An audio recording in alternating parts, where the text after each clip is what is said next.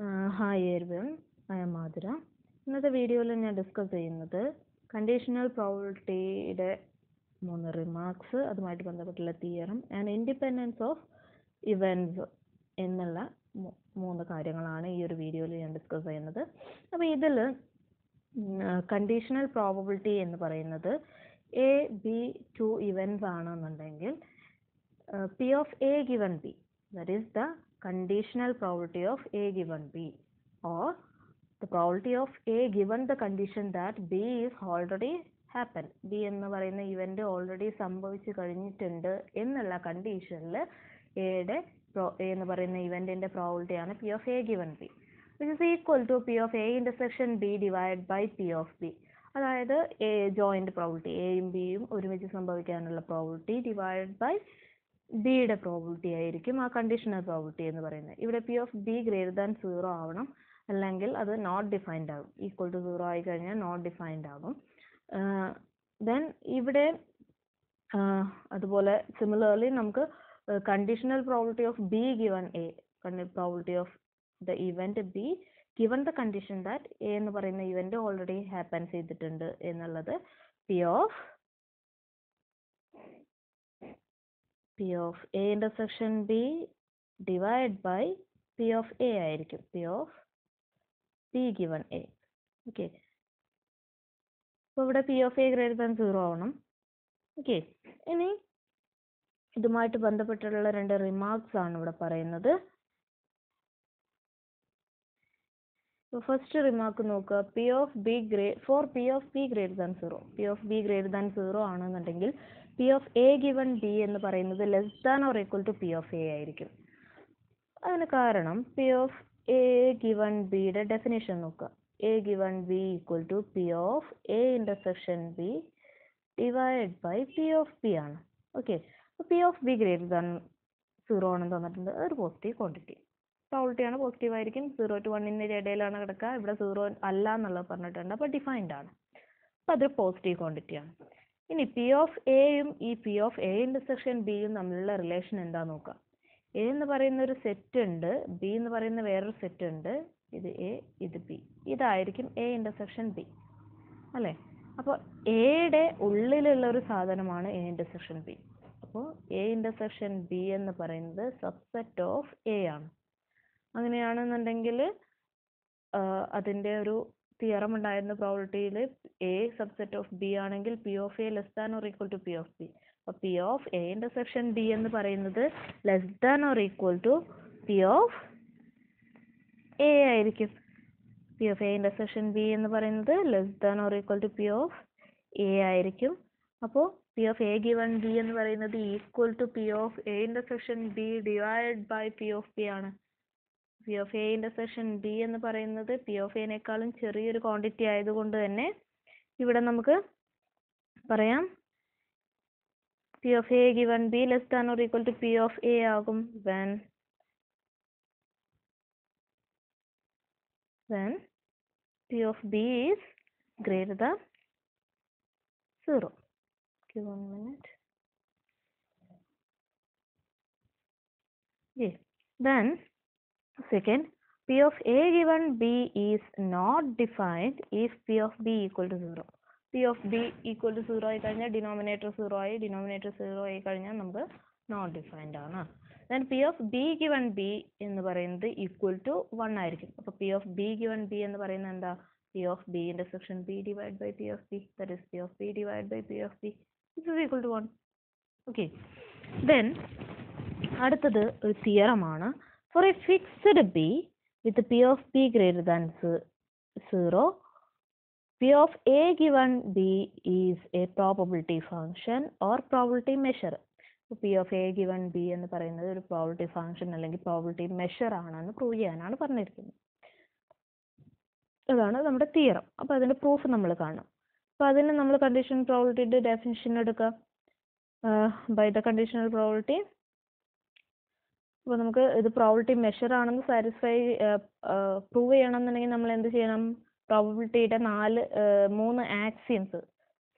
3 axioms അത് satisfy ചെയ്യുന്നു എന്നുള്ളതാണ് നമുക്ക് പ്രൂവ് ചെയ്യേണ്ടത്.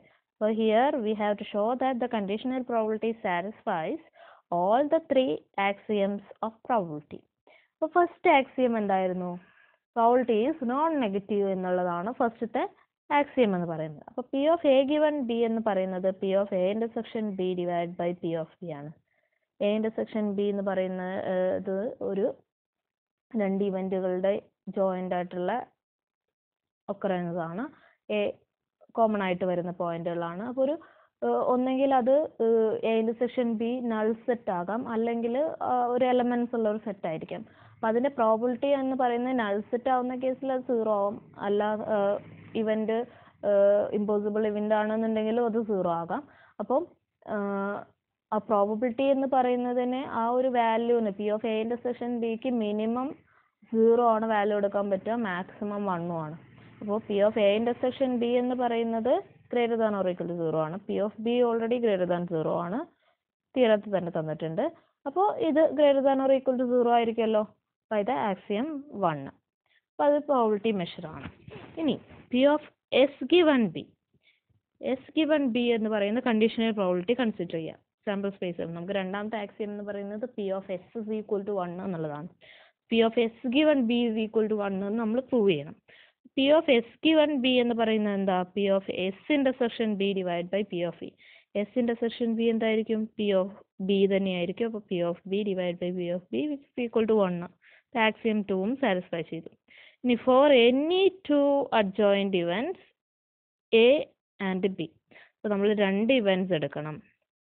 മൂന്നാമത്തെ ആക്സിയം പ്രൂവ് ചെയ്യാം. എയും ബിയും എന്ന് പറയുന്ന എയും സി എന്ന് പറയുന്ന രണ്ട് ഇവൻറ്റ്സ് എടുത്തു. Then P of A union C given B, condition B ആണ് കൊടുത്തിരിക്കുന്നത്. അപ്പോൾ ബാക്കി വേറെ രണ്ട് ഇവൻറ്റ്സ് എടുക്കുക എന്നുള്ളതേ ഉള്ളൂ. P of A union C divide by B എന്തായിരിക്കും? By definition P of A union C intersection B divide by P of B which is equal to P of A intersection B union C intersection B by associative property by P of B. Okay. Which is equal to, this is disjoint events. A intersection B and C intersection B are disjoint. Okay. Therefore, P of A intersection B plus P of C intersection B divided by P of B. Then, നമുക്ക് separate ചെയ്യാലോ. Denominator രണ്ടിനും separate കൊടുക്കുക. P of A intersection B divided by P of B plus P of C intersection B divided by P of B which is equal to P of A given B plus P of C given B. അപ്പോൾ നമ്മൾ രണ്ട് events consider ചെയ്തു. അതിനെ യൂണിയനെ നമുക്ക് രണ്ട് conditional പ്രോബിലിറ്റീസിൻ്റെ യൂണിയൻ്റെ conditional പ്രോബിലിറ്റീനെ നമുക്ക് രണ്ട് ഇവൻറ്റ്സിൻ്റെ കണ്ടീഷണൽ പ്രോബിലിറ്റീസിൻ്റെ സമ്മാക്കിയിട്ട് എഴുതാൻ പറ്റി. ആക്സിയം 3ഉം സാറ്റിസ്ഫൈ ചെയ്തു. Therefore, the conditional probability satisfies all the three axioms of probability is a probability measure. Okay. Then multiplication theorem of probability ആണ് പറയുന്നത്. theorem പറയുന്നത് for any two events A and B, P of A intersection B എന്ന് പറയുന്നത് equal to P of A into P of B given A where P of A greater than 0 or which is equal to P of B into P of A given B where P of B greater than 0.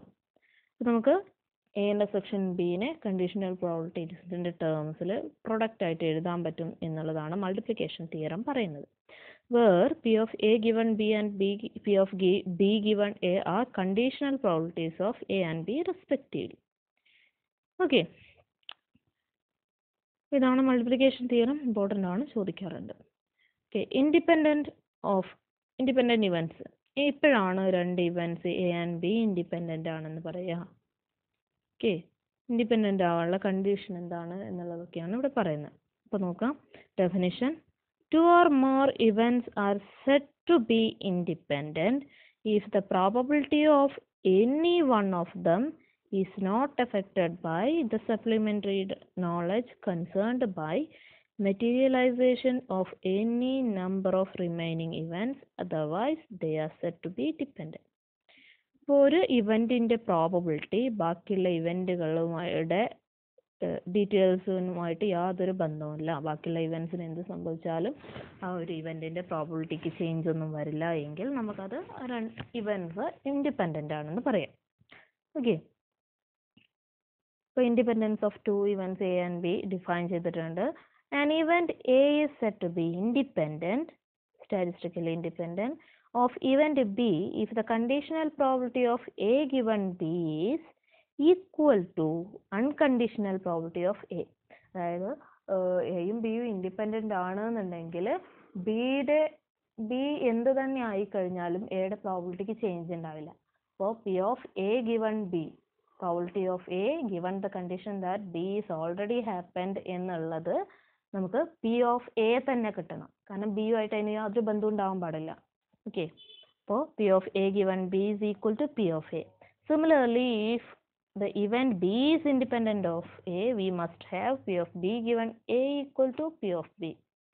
Since P of A intersection B is equal to P of A given P of B, P of A into P of B given A, and since P of B given A is equal to P of B, when B is independent of A, we must have P of A intersection B is equal to P of A into P of B.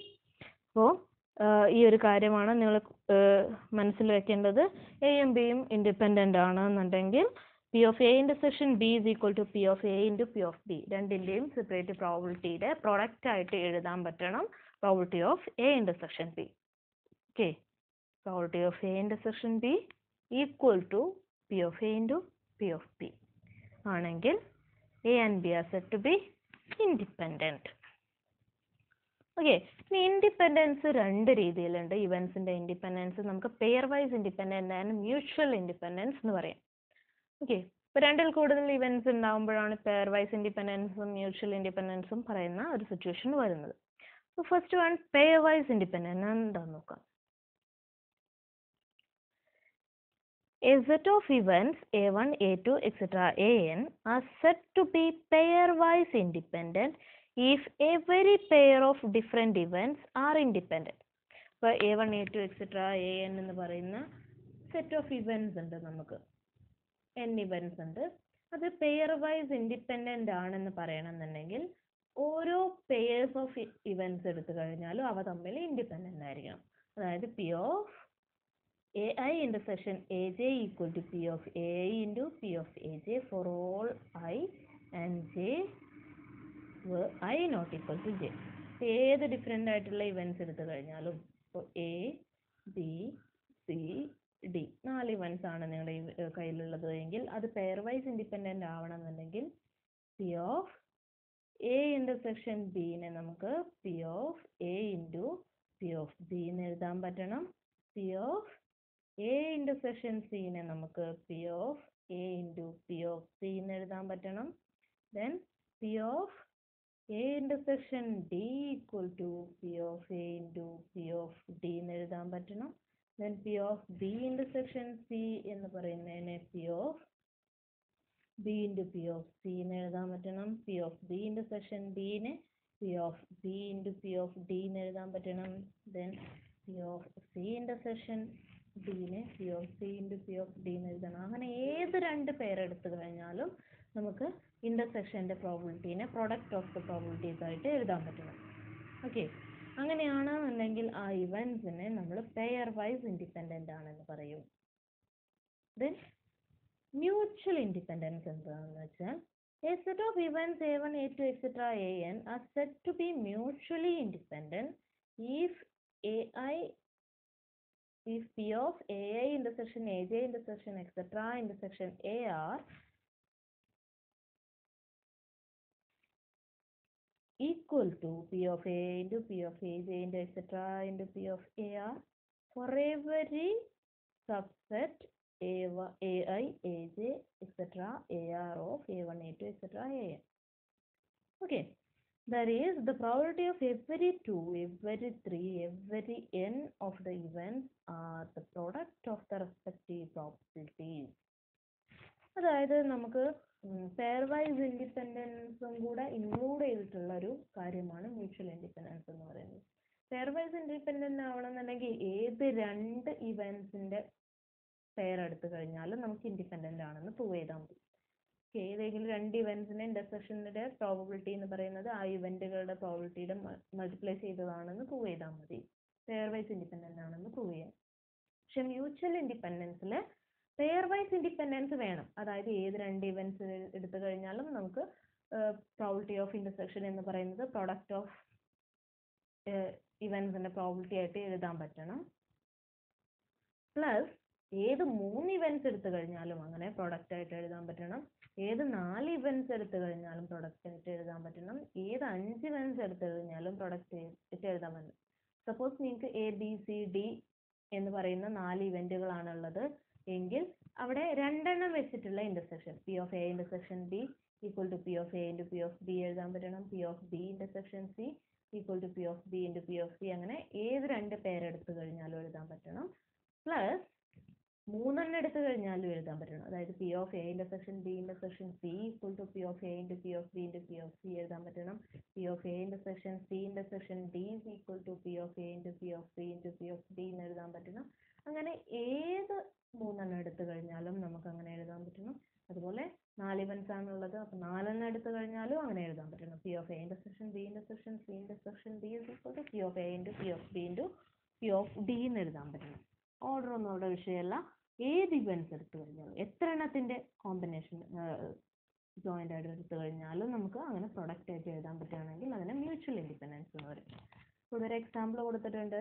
അപ്പോൾ A B C എന്ന് പറയുന്ന 3 events mutually independent ആവണമെന്നുണ്ടെങ്കിൽ P of A intersection B is equal to P of A into P of B, P of B intersection C equal to P of B into P of C, P of A intersection C is equal to P of A into P of C. ഇത് മൂന്നും pairwise ഇൻഡിപെൻഡൻസിന്റെ കണ്ടീഷനാണ്. അപ്പോൾ pairwise independent ആണ്. Plus 3 എണ്ണത്തിന്റെയും കൂടെ ഇന്റർസെക്ഷനും കൂടെ വേണം. 3 ഇവന്റ്സേ ഉള്ളൂ, അപ്പോൾ 2 എണ്ണം 3 എണ്ണമാണ് നമുക്ക് എടുക്കാൻ പറ്റുന്നത്. അപ്പോൾ P of A intersection B intersection C is equal to P of A into P of B into P of C ആവണം. ഓക്കെ, അപ്പോൾ മ്യൂച്വലി ഇൻഡിപെൻഡന്റ് ആയിട്ടുള്ള ഇവന്റുകളെല്ലാം പെയർ വൈസ് ഇൻഡിപെൻഡന്റ് ആയിരിക്കും. മ്യൂച്വലി ഇൻഡിപെൻഡന്റ് ആയിട്ടുള്ള ഇവന്റുകളെല്ലാം പെയർ വൈസ് ഇൻഡിപെൻഡന്റ് ആയിരിക്കും. പക്ഷേ നേരെ റിവേഴ്സ് ട്രൂ ആയിരിക്കണമെന്നില്ല. അതായത് പെയർ വൈസ് ഇൻഡിപെൻഡന്റ് ആയതുകൊണ്ട് മ്യൂച്വൽ ഇൻഡിപെൻഡൻസ് സംഭവിക്കണമെന്നില്ല. കാരണം ഈ ഒരു മൂന്നാമത്തെ കണ്ടീഷൻ അവിടെ നടന്നോളണമെന്നില്ല. ഓക്കെ, അപ്പം നമുക്ക് ഒരു 3 ഇവന്റ്സിന്റെ അവിടെ കൊടുത്തിട്ടുണ്ട്. ഒരു 4 ഇവന്റ്സിന്റെ നോക്കാം. എ ബി സി ഡി എന്ന് പറയുന്ന 4 ഇവന്റ്സ് ഉണ്ട്. അപ്പോൾ ഇത് പെയർ വൈസ് ഇൻഡിപെൻഡന്റ് ആണെന്നുണ്ടെങ്കിൽ എന്തൊക്കെ വേണം? P of A intersection B equal to P of A into P of B, then P of A intersection C. ഏത് രണ്ട് പേരെടുത്താലും ഇങ്ങനെ എഴുതാൻ പറ്റണം കേട്ടോ. അപ്പോൾ P of A into P of C. ഇനി P of A intersection D is equal to P of A into P of D. ഇനി P of B intersection C is equal to P of B into P of C. Then P of B intersection D is equal to P of B into P of D. P of C intersection D is equal to P of C into P of D. എല്ലാ രണ്ട് പേഴ്സുമായി അപ്പോൾ ഇത്രയും conditions satisfy ചെയ്ത് കഴിഞ്ഞാൽ A B C D എന്ന് പറയുന്നത് pairwise independent ആണ്. Okay, ഇതിന് ഇനി മ്യൂച്വലി ഇൻഡിപെൻഡൻ്റ് ആവണമെന്നുണ്ടെങ്കിൽ ഈ കണ്ടീഷൻസ് പ്ലസ് അത്രയും കണ്ടീഷൻസ് വേണം. പ്ലസ് നമുക്ക് എന്തൊക്കെ കണ്ടീഷൻ വേണം? 3 എടുക്കുമ്പോൾ A intersection B intersection C എന്ന് പറയുന്നത് P of A into P of B into P of C ആവണം. Then P of A intersection B intersection D is equal to P of A into P of B into P of D ആവണം. Then P of A intersection C intersection D is equal to P of A into P of C into P of D ആകണം. Okay, ഇപ്പോൾ എയിൽ വരുന്ന എല്ലാ കോമ്പിനേഷൻസും 3 വരുന്ന combinations എഴുതി. ഇനി ബിയിലുള്ള combination എഴുതണം. P of B intersection C intersection D is equal to P of B into P of C into P of D. എല്ലായോ മൂന്നെണ്ണം വരുന്ന കോമ്പിനേഷൻസ് എ ബി സി എഴുതി, എ ബി ഡി എഴുതി, എ സി ഡി എഴുതി, then B C D എഴുതി. Okay, B D C B D A ഒക്കെ നേരത്തെ വന്നിട്ടുണ്ട്. അപ്പോൾ ഇൻ്റർസെക്ഷൻ ആണ്, അങ്ങോട്ടും ഇങ്ങോട്ടും ഒന്നും പ്രശ്നമല്ല. ഓക്കെ, അപ്പോൾ ഇത്രയും കണ്ടീഷൻസ് വരും. ഇനി നമുക്ക് ഇത്രയും കണ്ടീഷൻ മൂന്നെണ്ണത്തിൻ്റെ വന്നു, ഇനി നാലെണ്ണത്തിൻ്റെ ഒരു കണ്ടീഷനും കൂടെ വരണം. P of A intersection B intersection C intersection D equal to P of A into P of B into P of C into P of D. Okay, അപ്പോൾ ഇങ്ങനെയാണ് pairwise independence mutual independence എന്ന് പറയുന്നത്. Then ഇതിലൊരു important ആയിട്ടുള്ള theory ഉണ്ട്, അത് അടുത്ത വീഡിയോയിൽ ഡിസ്കസ് ചെയ്യാം. Okay, thank you.